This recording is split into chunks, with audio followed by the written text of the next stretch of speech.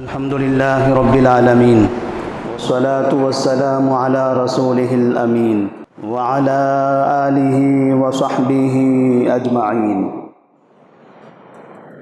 ومن تبعهم بإحسان إلى يوم الدين. أما بعد، فأعوذ بالله من الشيطان الرجيم. بسم الله الرحمن الرحيم. إذا زلزلت الأرض زلزالها وأخرجت الأرض أثقالها وقال الإنسان ما لها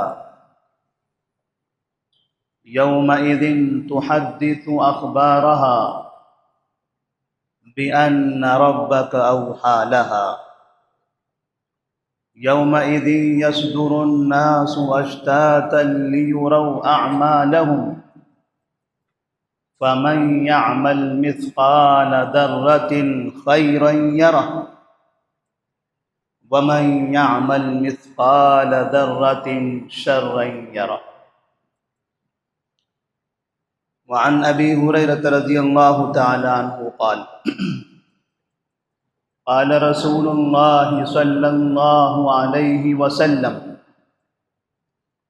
إذا مات الإنسان انقطع عنه عمله إلا من ثلاث: صدقة جارية أو علم ينتفع به أو ولد صالح يدعو له. رواه الإمام مسلم في صحیح. محترم حاضرین، اللہ تبارک و تعالیٰ نے انسانوں کے دلوں کو رحم کرنے والا، ایک دوسرے کے ساتھ شفقت کرنے والا بنایا ہے.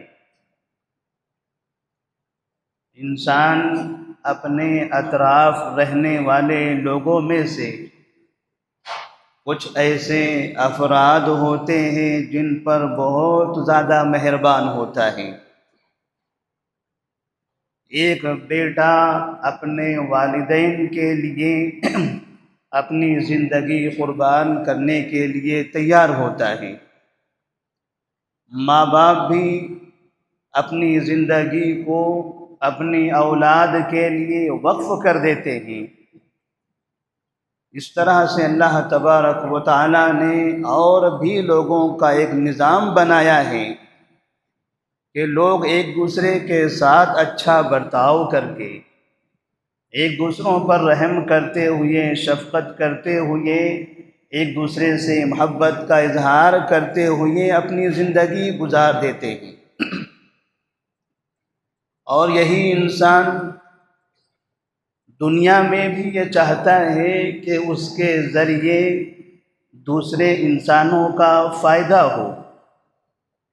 کوئی اپنے ماں باپ کا فائدہ کرتا ہے، کوئی اپنی اولاد کو فائدہ پہنچاتا ہے، کوئی شوہر اپنی بیوی کو، بیوی اپنے شوہر کو، بھائی بہنیں آپس میں ایک دوسروں کو، دوست احباب، بلکہ بعض مرتبہ انسان کسی اجنبی کی بھی مدد کرتا ہے اور مدد کرنے پر اسے فخر ہوتا ہے. وہ یہ سمجھتا ہے کہ انسانوں کی مدد کرنا یہ باعث ثواب کام ہے.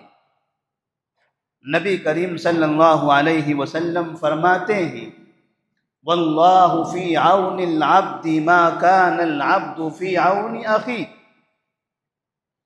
جب تک آپ اپنے بھائیوں کی مدد کرتے رہو گے تب تک کہ اللہ تبارک و تعالی آپ کی مدد کرتا رہے گا. تو ایک انسان کی مدد کرتا ہے تو بدلے میں اللہ تبارک و تعالی بھی اس کی مدد فرماتا ہے اور ساتھ میں اس کے لیے آخرت میں ثواب عطا فرماتا ہے. تو جیسے انسان دنیا میں ایک دوسروں کی مدد چاہتا ہے، مدد کرتا ہے، ایسے ہی انسان یہ چاہتا ہے کہ ہمارے اپنے لوگوں کے لیے میں آخرت میں بھی ان کی کوئی مدد کروں، مجھ سے، میری زبان سے، میرے اخلاق سے، میرے اعمال سے، میری عبادتوں سے ہمارے فلاں اور فلاں کو فائدہ پہنچے، میرے اعمال سے اس کی مدد ہو، جو اس پر عذاب لاحق ہوا ہے یا جو پریشانیاں ہیں، میرے اعمال کی وجہ سے اللہ تبارک و تعالیٰ اس کی پریشانیوں کا خاتمہ فرمائے، میرے اعمال کی وجہ سے اللہ تبارک و تعالیٰ اسے جنت کا مستحق بنائے۔ تو انسان دنیا میں بھی ایک دوسرے کی مدد کرنا چاہتا ہے اور آخرت کے حساب سے بھی ایک دوسرے کی مدد کرنا چاہتا ہے۔ اسی لیے اللہ تبارک و تعالیٰ نے قرآن مجید میں فرمایا ربنا اغفر لنا ولإخواننا الذين سبقونا بالإيمان ولا تجعل في قلوبنا غلا للذين آمنوا ربنا إنك رؤوف رحيم۔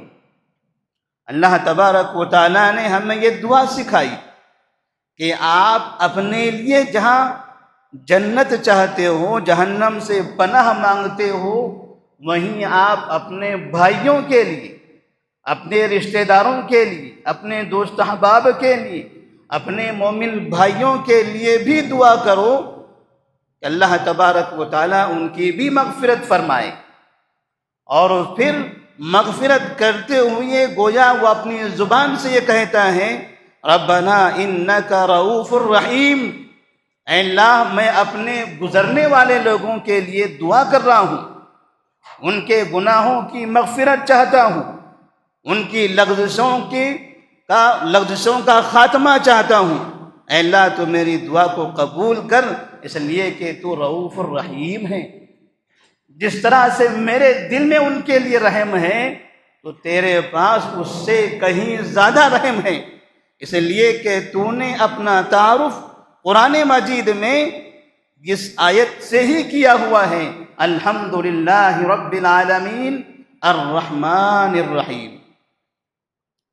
لیکن انسان جب کسی کی مدد چاہتا ہے آخرت میں، اس چیز کو ہمارے معاشرے میں کہا جاتا ہے ایصال ثواب۔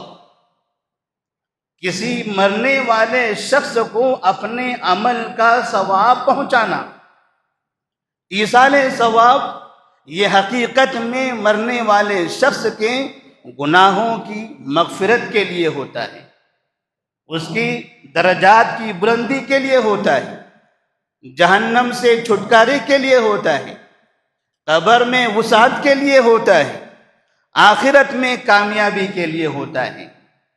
اسی چیز کو ہم اپنے معاشرے کے اندر ایصال ثواب کے نام سے جانتے ہیں، اور تقریباً مسلمانوں کی یہ خواہش ہوتی ہے، ہر شخص یہ چاہتا ہے کہ میں ایصال ثواب کروں۔ ایک نیک انسان کو بھی اس کی خواہش ہوتی ہے، اور ایک وہ انسان جو کبھی کبھار نیکیاں کرتا ہے وہ بھی موقع سے ایصال ثواب کرنا چاہتا ہے۔ ثواب کا پہنچانا، نبی کریم صلی اللہ علیہ وسلم فرماتے ہیں اذا مات الانسان انقطع عنه عمله الا من ثلاث صدقة جاریہ او علم ينتفع به او ولد صالح يدعو له۔ صحیح مسلم کی روایت ہے کہ نبی کریم صلی اللہ علیہ وسلم فرماتے ہیں جب انسان کا انتقال ہو جاتا ہے تو اس کے اعمال بند ہو جاتے ہیں، جو اعمال اس نے دنیا میں کیے اس کا ثواب اسے اللہ کے پاس چلا گیا۔ جیسے اس کی آنکھیں، کان، زبان سب بند ہو گئے، عمل کا سلسلہ منقطع ہو گیا، تو ثواب کا سلسلہ بھی بند ہو گیا۔ اس لیے کہ وَأَن لَيْسَ لِلْإِنسَانِ إِلَّا مَا سَعَى، انسانوں کو وہی میں نتیجہ ملتا ہے جو انسان نے عمل کیا ہے۔ ہم جو عمل کرتے ہیں دنیا کے اندر، ہمیں اپنے عمل کا نتیجہ ملے گا، اور قرآن کہتا ہے فَمَن يَعْمَلْ مِثْقَالَ ذَرَّةٍ خَيْرًا يَرَهُ وَمَن يَعْمَلْ مِثْقَالَ ذَرَّةٍ شَرًّا يَرَهُ۔ جو انسان ذرہ برابر نیکی کرے گا، خود عمل کر کے دنیا سے جائے گا، قیامت میں اس کو اس کا ثواب ملے گا۔ وَمَن يَعْمَلْ مِثْقَالَ ذَرَّةٍ شَرًّا يَرَهُ، اور جو ذرہ برابر گناہ کرے گا وہ قیامت میں اپنے گناہوں کی سزا بھگتے گا۔ اللہ تبارک و تعالیٰ نے واضح کر دیا کہ انسانوں کی زندگی ان کے عمل کے لیے ہے۔ اپنی زندگی کو نہ گنوائیں، اپنی زندگی میں گناہوں کے کاموں سے اجتناب کریں، اور آخرت کی کامیابی کے لیے کسی دوسرے پر تکیہ نہ لگائیں۔ یہ نہ تصور کریں کہ میں بس گنہگار انسان ہوں، اس دنیا سے چلا جاؤں گا، میری اولاد کی تعداد بہت ہے، میرا خاندان بڑا ہے، میرے رشتہ دار بہت ہیں، مجھے چاہنے والے بہت ہیں، میں گناہوں کی شکل میں اللہ کے پاس جاؤں گا، لیکن بعد میں یہ میرے چاہنے والے میری بخشش کروا دیں گے۔ اگر کوئی انسان یہ تصور کرتا ہے تو ایسی صورت میں اس کا یہ تصور انتہائی غلط ہے۔ اس لیے کہ علی بن ابی طالب رضی اللہ تعالیٰ عنہ فرماتے ہیں الیوم عمل ولا حساب وغدا حساب ولا عمل۔ آج آپ کے لیے عمل کا دن ہے، آج آپ کا محاسبہ نہیں ہوگا، کل صرف محاسبہ ہوگا، وہاں عمل کا کوئی موقع نہیں ملے گا۔ تو اللہ تبارک و تعالیٰ نے بار بار قرآن مجید میں اور نبی کریم صلی اللہ علیہ وسلم نے انسانوں کو نیک اعمال کرنے پر ابھارا ہے۔ ایک انسان نیکیاں کرتے کرتے اس دنیا سے چلا گیا تو ایسی صورت میں ممکن ہے کہ اس کی نسلوں میں اس کے بعد کے لوگوں کے اعمال کی وجہ سے اس کو فائدہ پہنچے۔ یہ ممکن ہے، لیکن یہ ضروری نہیں ہے۔ آپ نے جو کیا اپنے ہاتھوں سے وہی آپ کا اپنا ہے۔ اگر آپ پوری زندگی کے لیے، اپنی آخرت کی زندگی کے اچھے اور برے کے فیصلے کے لیے خود پر بھروسہ نہیں کرتے ہو، کسی دوسرے پر تکیہ لگاتے ہو کہ میں چلا جاؤں گا، میں تو گنہگار ہوں، وہ فلاں مجھے چھٹکارا دلا دیں گے، تو ایسی صورت میں یہ انتہائی بڑی نادانی کی بات ہے۔ نبی کریم صلی اللہ علیہ وسلم بھی جانتے تھے کہ ان کے ماننے والی مخلوق تو بہت ہیں، ان سے محبت کرنے والوں کی تعداد بے شمار ہیں۔ صحابہ رضی اللہ تعالیٰ عنہم کوئی ایسا وقت نہیں گوائیں گے کہ جب نبی کے لیے دعا نہ کرتے ہوں۔ نبی کریم صلی اللہ علیہ وسلم کے لیے پوری امت دعائیں کرتی ہیں، اس کے باوجود آپ صلی اللہ علیہ وسلم رات کی تاریکی میں گھر میں تنہا کھڑے رہ کر اللہ کی عبادت کرتے تھے۔ آنکھوں سے آنسو جاری ہوتے تھے، آنکھوں سے آنسو نکلنے کی بنا پر آپ کی داڑھی تر ہو جاتی تھی، پیروں میں سوجن آ جاتا تھا۔ صحابہ پوچھتے تھے یا رسول اللہ صلی اللہ علیہ وسلم، اللہ نے آپ کے سارے گناہ معاف کر دیے ہیں، آپ کا کوئی گناہ نہیں ہے، آپ تو سراپا نیکی کا مجسم ہو، آپ تو دنیا کے لیے آئیڈیل ہو، بھلا آپ میں کہاں کون سی کوتاہی ہے؟ پھر اتنی عبادت کرنے کی کیا ضرورت ہے؟ کیوں اپنے نفس کو پریشان کر رہے ہو؟ رات میں آرام کیجئے، پیروں کو تکلیف نہ ہو۔ نبی کریم صلی اللہ علیہ وسلم فرماتے ہیں افلا اکون عبدا شکورا، میں نیک ہوں، اس میں کوئی شک نہیں، کیونکہ میں اللہ کا مبعوث کیا ہوا نبی ہوں، میں ساری دنیا کے لیے آئیڈیل ہوں، لیکن اس نیکی کا مطلب یہ نہیں ہے کہ میں اب نیک کام کرنا پھر چھوڑ دوں۔ اس نیکی کا مطلب یہ نہیں ہے کہ میں ایک مقام تک پہنچ گیا، اب مجھے عبادت کی ضرورت نہیں ہے، مجھے ہر حالت میں عبادت کی ضرورت ہے۔ نیک بن گیا تو اس نیک بننے پر اللہ کا شکر ادا کرتے ہوئے پھر میں اللہ کی عبادت کرتا ہوں۔ تو نبی کریم صلی اللہ علیہ وسلم نے اپنے آپ پر، اپنی زندگی پر اعتماد کیا، خود عمل کر کے آپ چلے گئے، آپ نے دوسروں پر تکیہ نہیں لگایا۔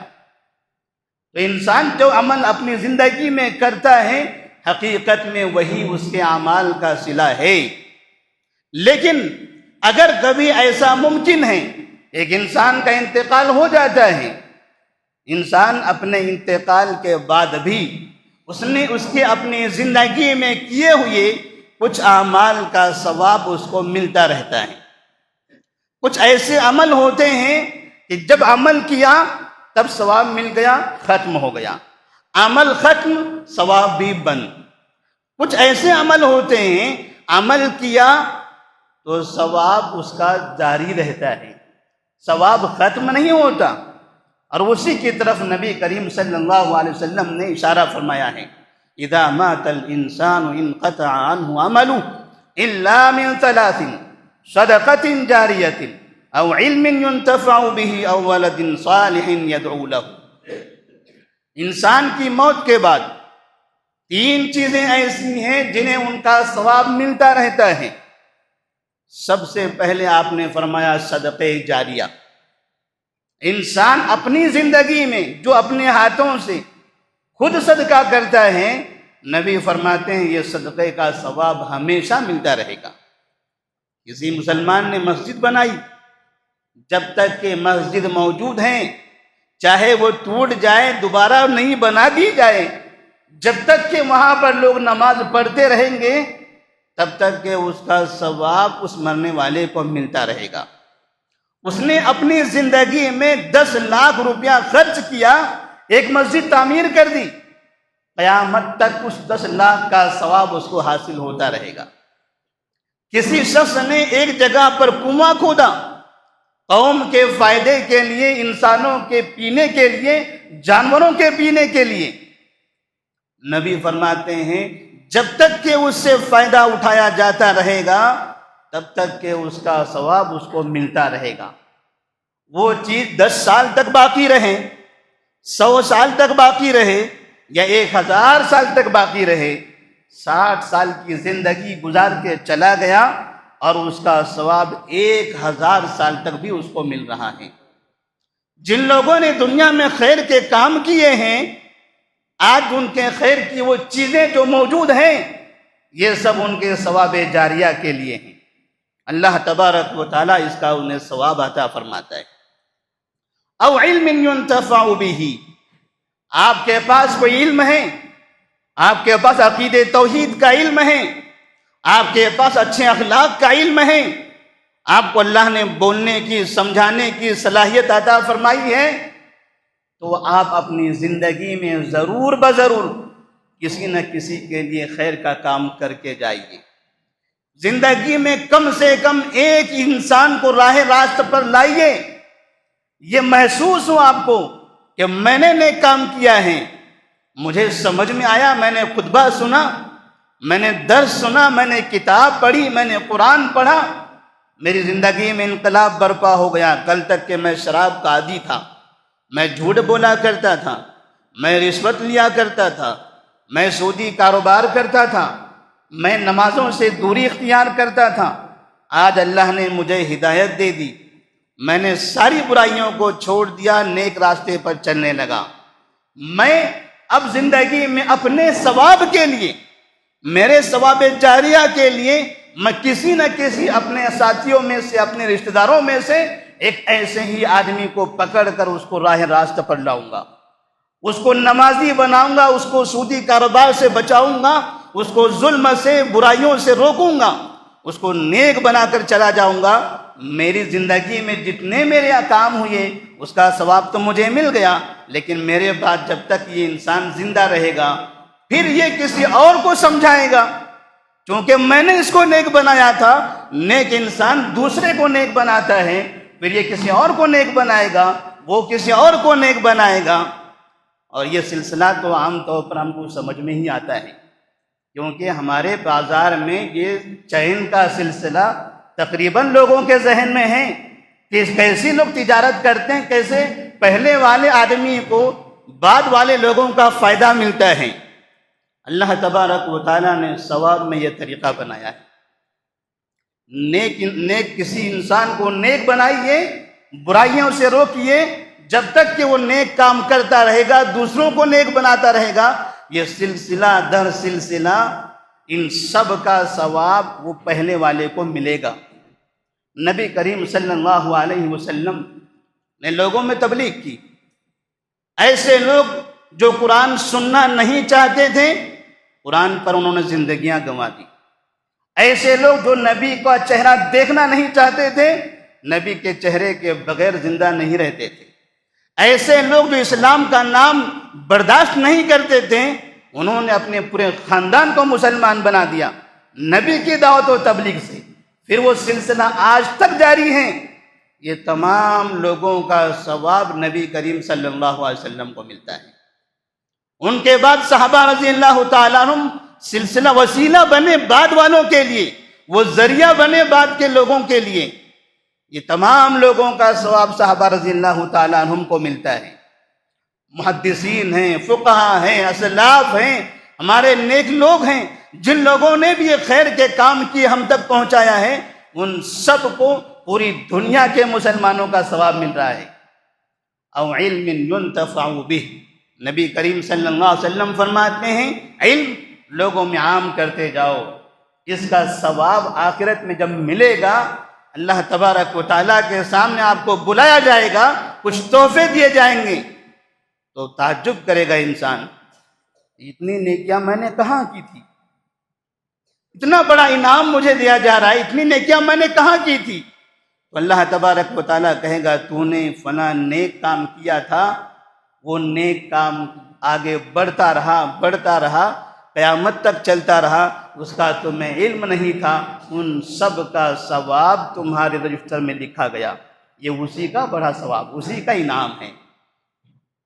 او ولد صالح یدعو لہ، نبی کریم صلی اللہ علیہ وسلم فرماتے ہیں نیک اولاد، جس طرح سے ایک انسان پیسہ کماتا ہے، خیر کے کام میں صرف کرتا ہے، اس کا ثواب ملے گا، ایسے ہی ایک انسان اپنے بچے کو نیک بناتا ہے، اور وہ بچہ نیک کام جب تک کرتا رہے گا تب تک کہ باپ کو ثواب ملتا رہے گا۔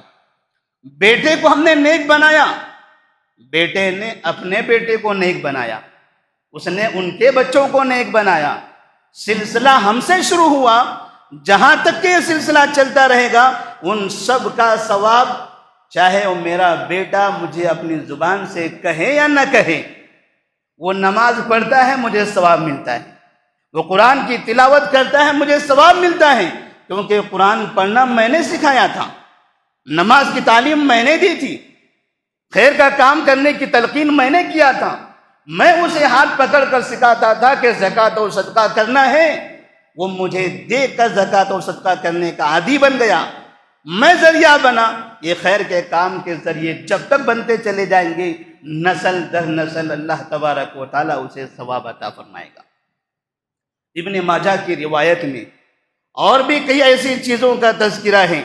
آپ نے کہیں پر درخت لگا دیا، اس درخت سے لوگ سایہ حاصل کر رہے ہیں، اس درخت کا لوگ پھل کھاتے ہیں، پرندے آتے ہیں بیٹھتے ہیں، اپنا اناج لے کر جاتے ہیں، نبی فرماتے ہیں اس کا بھی ثواب ملے گا، اس کا بھی ثواب ملتا جائے گا۔ معاشرے کے اندر محلے میں کوئی نقصان دہ چیز تھی جس کی وجہ سے پورا محلہ پریشان تھا، سب سے آگے میں بڑھا، میں نے ہمت کیا، لوگوں کی دادا گیری، لوگوں کا خوف، ان سب کو میں نے پیچھے کر دیا، اور اپنی قوم کی بھلائی کے لیے، ان کی آسانی کے لیے میں نے فلاں کام کر دیا۔ جب تک کہ اس کام سے لوگ فائدہ حاصل کرتے رہیں گے، ان کے دلوں سے دعائیں نکلے گی، وہ چاہے زبان سے کہے نہ کہیں، میں نے قوم کو فائدہ پہنچایا ہے، جب تک کہ فائدہ ہوگا مجھے اس کا ثواب ملے گا۔ ایصال ثواب، نبی کریم صلی اللہ علیہ وسلم نے ایسی کچھ چیزوں کا تذکرہ فرمایا ہے۔ سعد بن عبادہ رضی اللہ تعالیٰ عنہ نبی کریم صلی اللہ علیہ وسلم کے پاس آتے ہیں اور کہتے ہیں یا رسول اللہ صلی اللہ علیہ وسلم، میرے والد کا انتقال ہو گیا،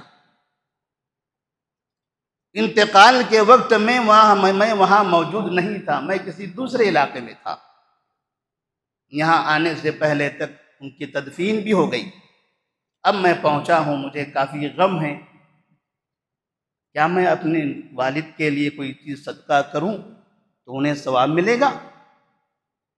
نبی نے فرمایا نعم، ہاں، اگر آپ اپنے والد کے لیے کوئی چیز صدقہ کرنا چاہتے ہو تو اس کو ثواب ملے گا۔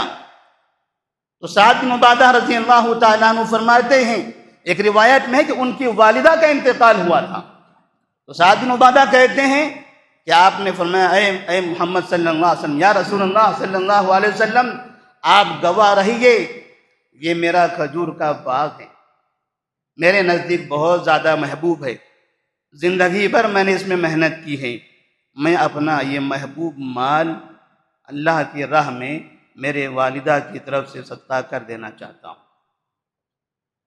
نبی کریم صلی اللہ علیہ وسلم کو گواہ بنایا اور انہوں نے صدقہ کر دیا۔ آپ فرماتے ہیں جب تک کہ یہ رہے گا، اس سے قوم کے لوگ فائدہ اٹھاتے رہیں گے، تمہارے والد کو، والدہ کو اس کا ثواب ملتا رہے گا۔ نبی کریم صلی اللہ علیہ وسلم کے سامنے ایسے کئی واقعات آئے، آپ نے لوگوں کو ترغیب دلائی کہ اپنے گزرنے والے لوگوں کا خیال کرو۔ ایک بیٹا جب اس کے آنکھوں کے سامنے باپ کا انتقال ہوتا ہے، تھوڑی دیر کے لیے روتا ہے، چند دنوں میں اس کی زندگی میں کچھ تبدیلی آتی ہیں اور آہستہ آہستہ وہ باپ سے دور ہوتا چلا جاتا ہے، پھر اسے باپ کی یاد بھی نہیں آتی، ماں کا چہرہ نہیں سمجھ میں آتا، میرے ماں باپ کون تھے، میرے دادا حضور کون تھے، میرے نانا کون تھے، بچپن میں ان لوگوں نے میرے لیے کیا کیا ہے، مجھے یاد بھی نہیں ہے، میں جانتا بھی نہیں ہوں، میں ان کو یاد بھی نہیں کرتا۔ انسانوں کے ساتھ انہوں نے اپنی زندگی وقف کر دی، اپنی پوری زندگی کو قربان کر دیا۔ آج جب ہمارے پاس موقع ہے ان کو ثواب پہنچانے کا، انہیں فائدہ پہنچانے کا، آج ہم مطلبی بن گئے۔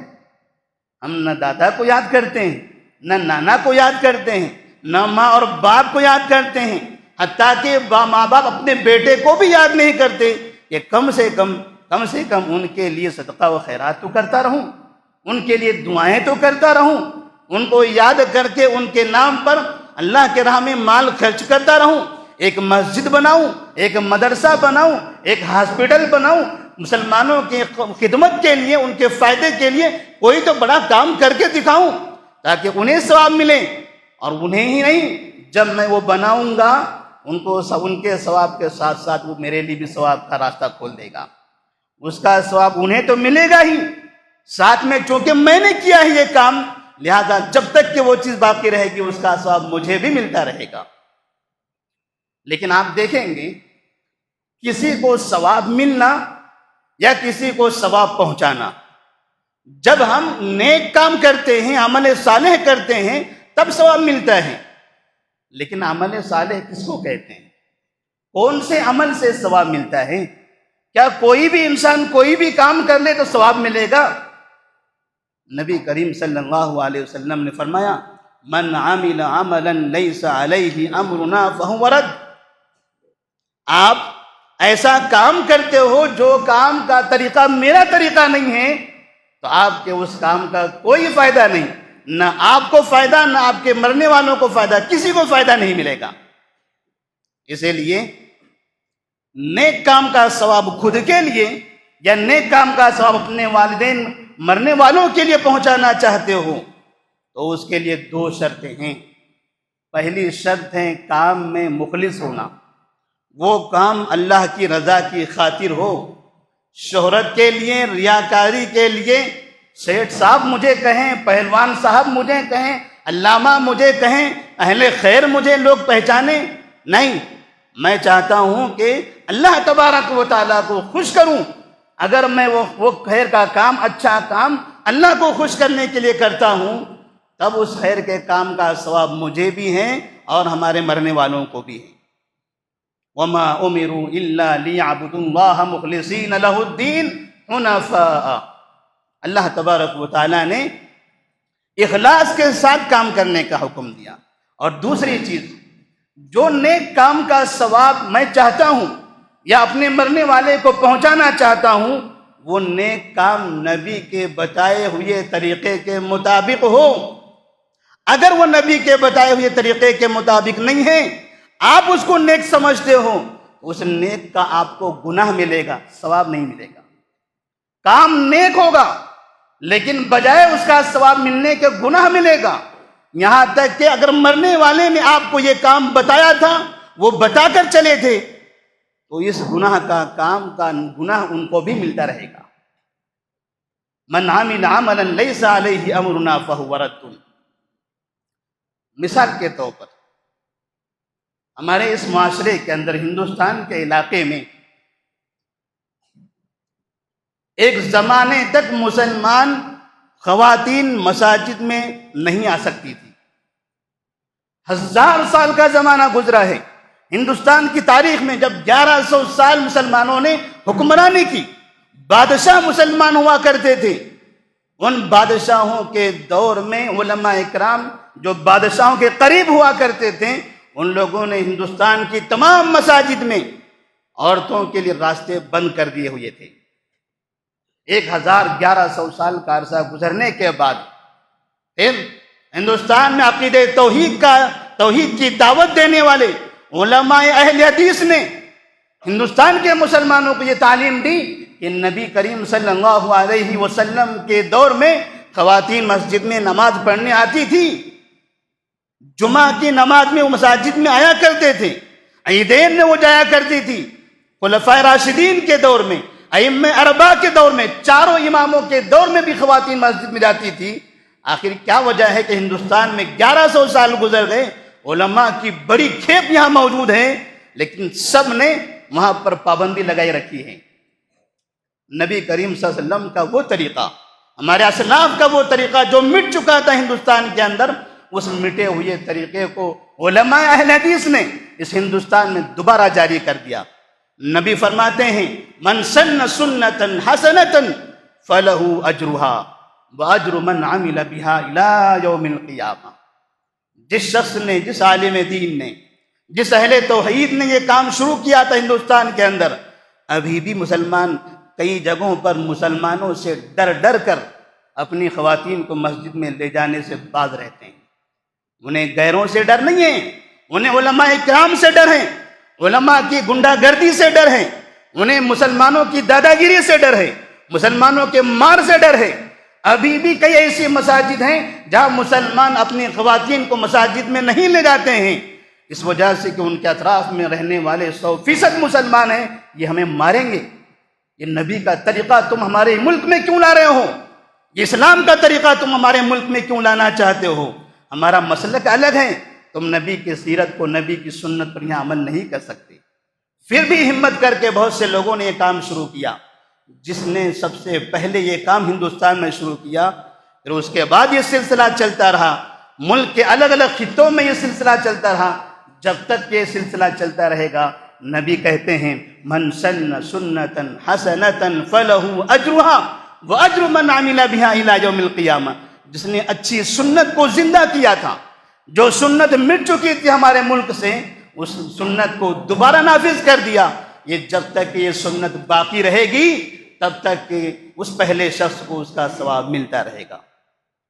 من سن سنتا حسنتا، اس حدیث کے ذریعے بہت سے لوگ استدلال کرتے ہیں قرآن خوانی کے لیے، سورہ یاسین قبرستان میں پڑھنے کے لیے، میت کو ساتھ لے جاتے ہوئے کلمہ شہادت کا ورد کرنے کے لیے، الگ الگ کلمات ذکر و اذکار کا ورد کرتے ہوئے، ایسے کاموں کے لیے استدلال کرتے ہیں اور کہتے ہیں یہ بھی تو خیر کا کام ہے، یہ قرآن پڑھنا بھی خیر کا کام ہے، کلمہ شہادت پڑھنا خیر کا کام ہے، میت کو قبر میں اتارنا ہے، سورہ یاسین پڑھو، سورہ یاسین پڑھنا خیر کا کام ہے، قبرستان میں بیٹھ کر قرآن خوانی کرو، یہ بھی خیر کا کام ہے، میت کے گھر میں جا کے قرآن خوانی کرو، قرآن پڑھنا یہ بھی خیر کا کام ہے۔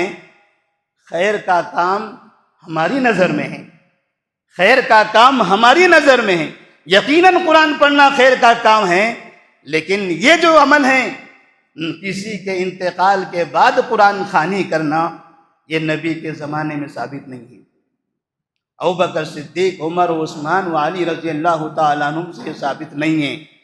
امام ابو حنیفہ، امام مالک، امام شافعی، امام احمد بن حنبل نے کبھی بھی اپنے زمانے میں کسی کے انتقال پر قرآن خوانیاں نہیں کی۔ ہم نہ نبی کو مانتے ہیں، نہ صحابہ کو مانتے ہیں، نہ اماموں کی تقلید کرتے ہیں۔ ایک الگ ہی راستہ مسلمانوں نے ایجاد کر رکھا ہے۔ لوگ سمجھتے ہیں خیر کا کام ہے۔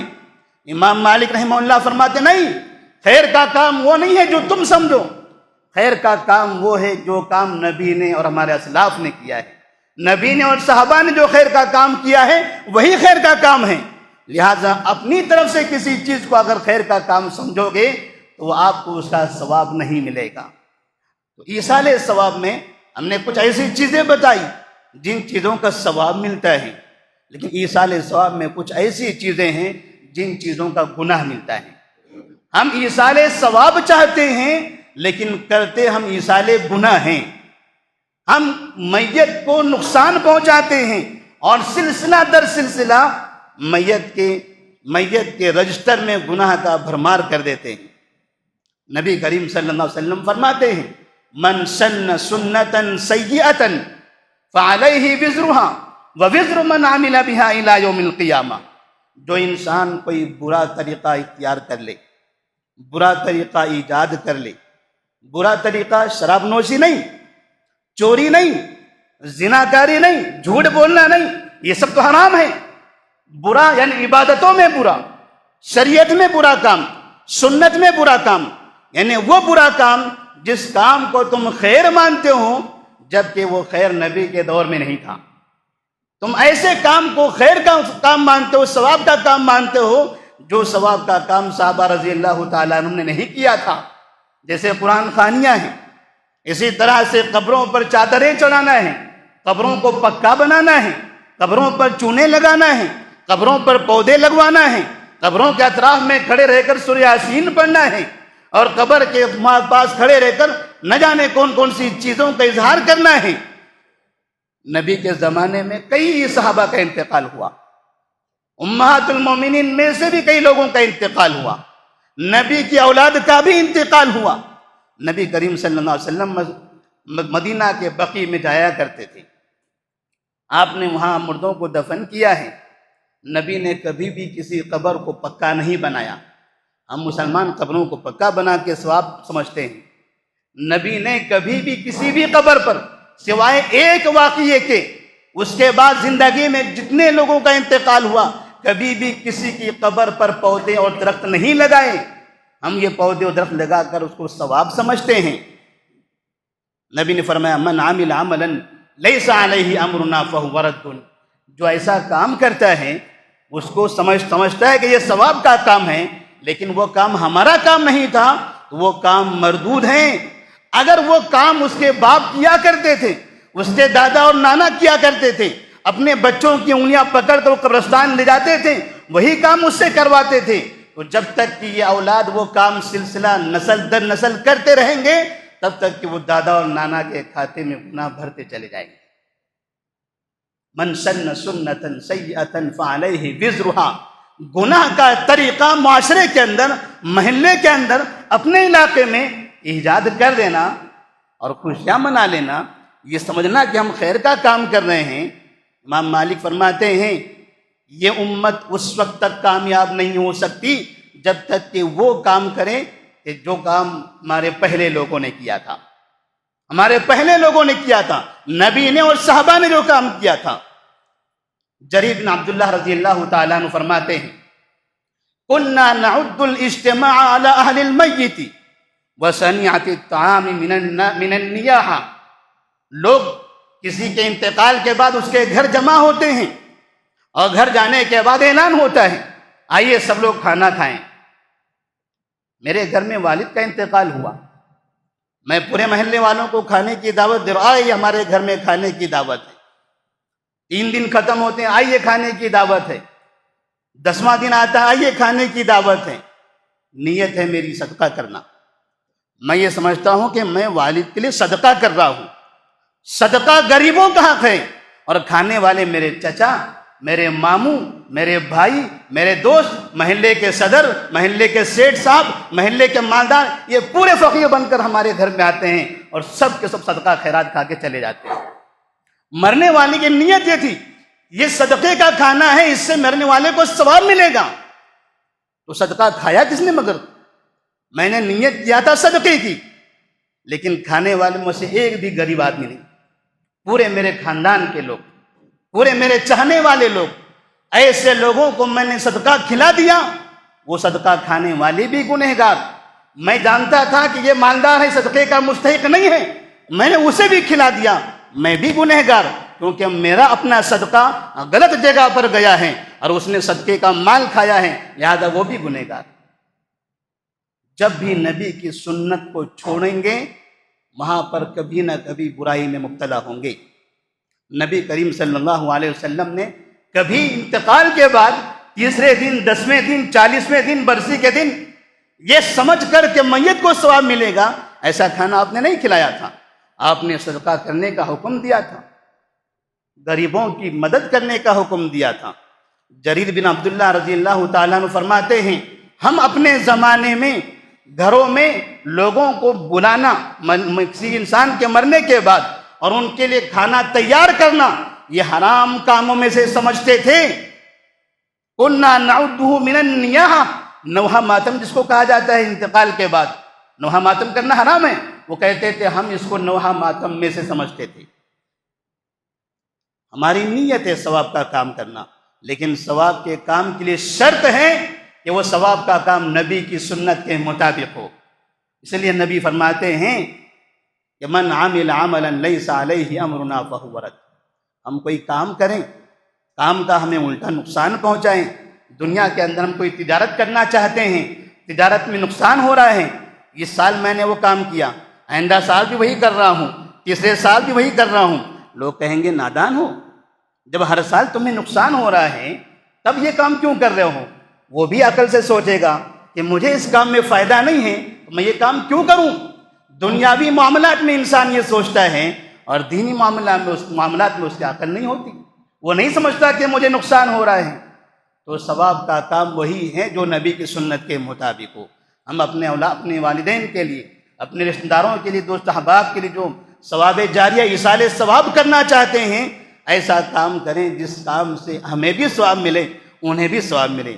ہم صدقہ و خیرات کریں، ہم لوگوں کو پانی فراہم کریں، ہم مساجد بنائیں، ہم مدرسوں میں تعاون کریں، ہم لوگ غریبوں کی مدد کریں، ہم ہاسپٹل بنائیں، ایسا کام کریں جس سے غریب عوام کا فائدہ ہو اور وہ فائدہ ہمیشہ ہوتا رہے۔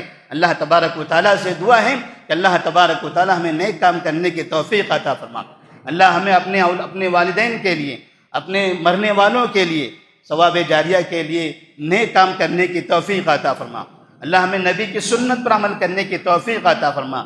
ایسے تمام کاموں سے ہم سب کو محفوظ رکھیں جس کاموں پر گناہ ہو اور وہ گناہ سلسلہ در سلسلہ چلتا ہو۔ اللہ ہمیں تمام قسم کی بدعت و خرافات سے محفوظ رکھیں۔ وآخر دعوانا ان الحمد للہ رب العالمین۔